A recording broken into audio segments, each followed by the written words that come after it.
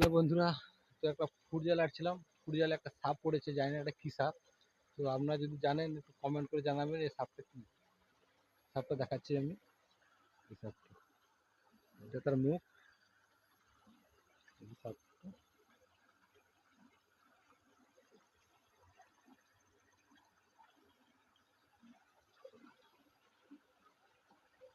এই সাপটা জানি না কি সাপ।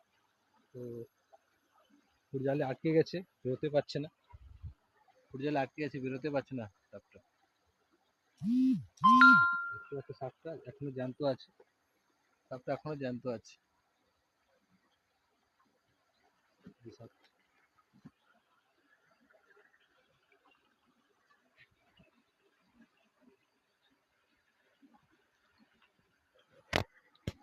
জানি না এটা কি সাপ। তো ফুড জাল আটছিলাম, ফুড জাল ধরা পড়লো।